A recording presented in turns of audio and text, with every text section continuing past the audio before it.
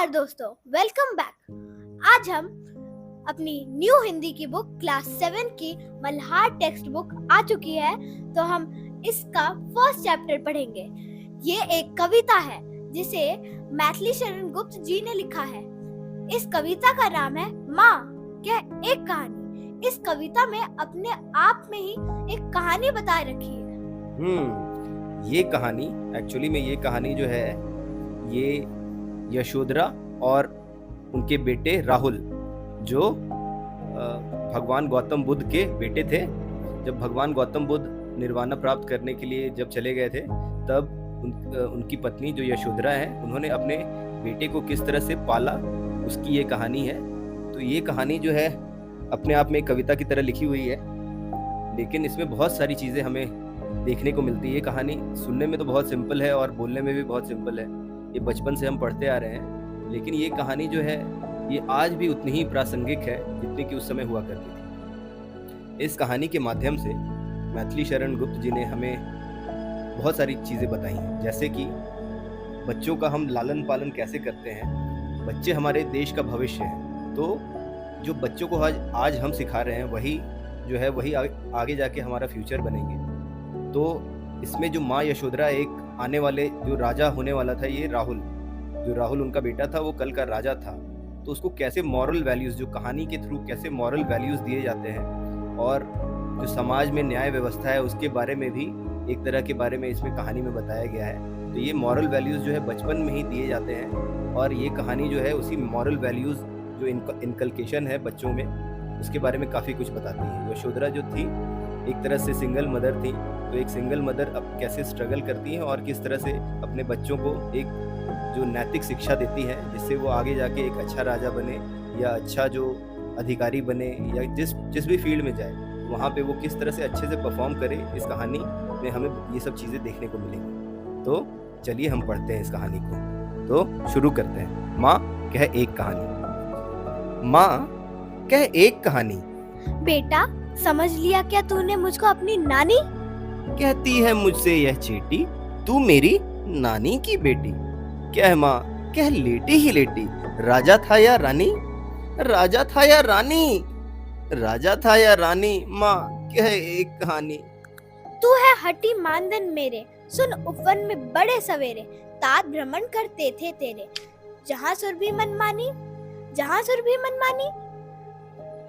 हाँ माँ, यही कहानी।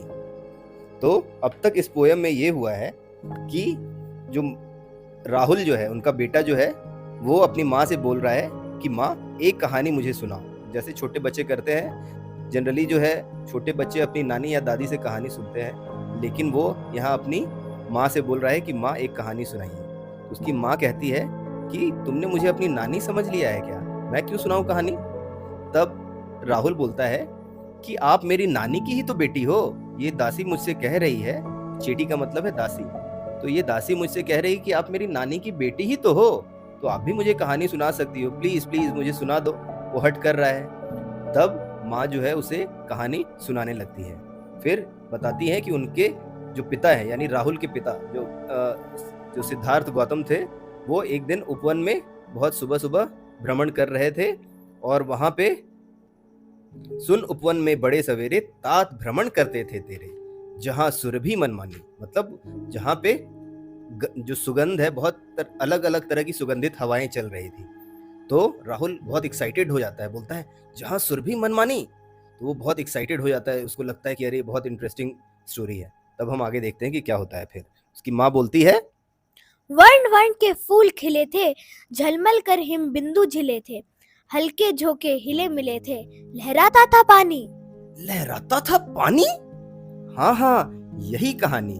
तो राहुल आगे उसकी माँ उसको बताती है कि वहाँ पे जो है रंग बिरंगे बहुत सारे वर्ण के मतलब बहुत सारे रंग बिरंगे फूल खिले हुए थे और झलमल कर हिम बिंदु झिले थे। जैसे सुबह सुबह ओस की बूंदे या इस तरह से रहती हैं तो वो चमकते हैं, तो वो सब आपस में लहरा रहे थे और बहुत ही अच्छे दिख रहे थे। लहराता था पानी, तो बहुत एक्साइटेड हो जाता है राहुल, लहराता था पानी।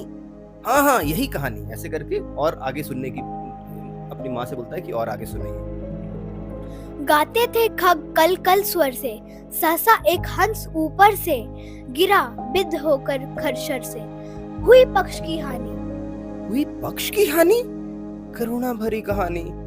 तो उसकी माँ बताती है कि वहाँ जो उपवन में जब वो उसके पिता टहल रहे थे, तो वहाँ ऊपर से जो बहुत सारे खग मतलब पक्षी जो है वो तरह तरह की आवाजें निकाल रहे थे या गा रहे थे।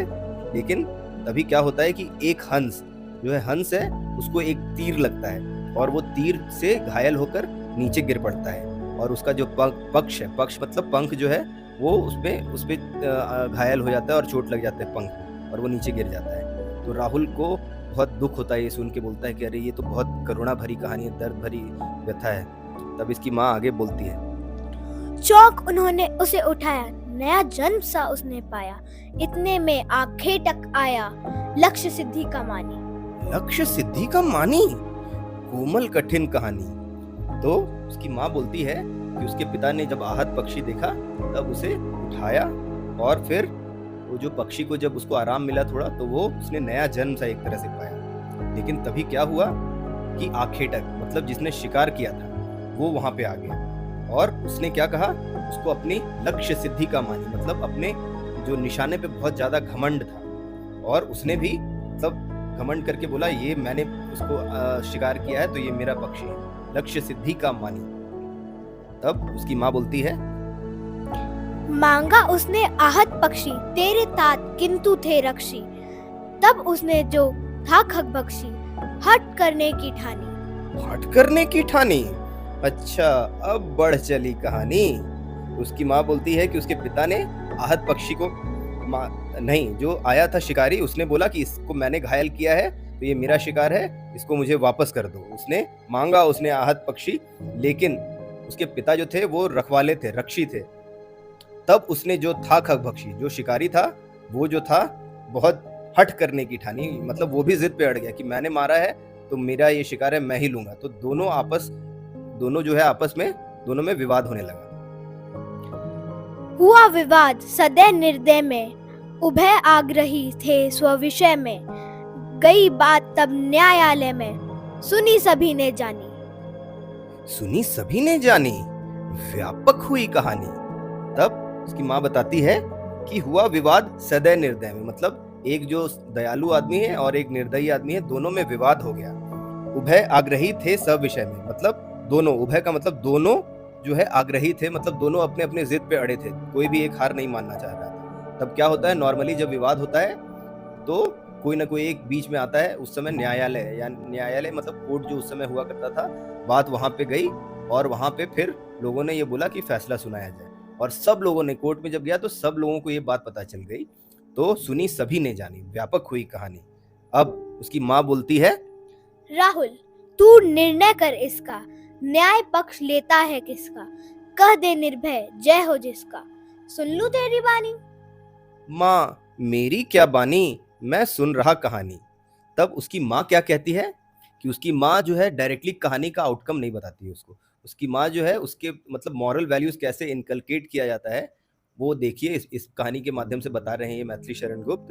कि उसकी माँ यशोधरा जो है अपने बेटे से पूछती है कि तुम ही बताओ कि इस सिचुएशन में अगर तुम रहते, यानी अगर वो फ्यूचर में अगर राजा बनता है तो इसका भी ये बनता है कि वो किस तरह से वो बिहेव करता, कि तू निर्णय कर इसका कि न्याय पक्ष लेता है किसका।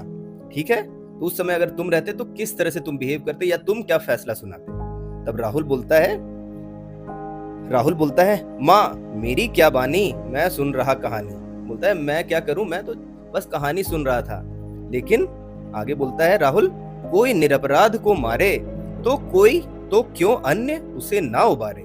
मतलब कोई निरपराध को अगर मारता है और कोई दूसरा अगर उसको मतलब ये बचाता है तो इसमें क्या गलत है, ये तो सही चीज है।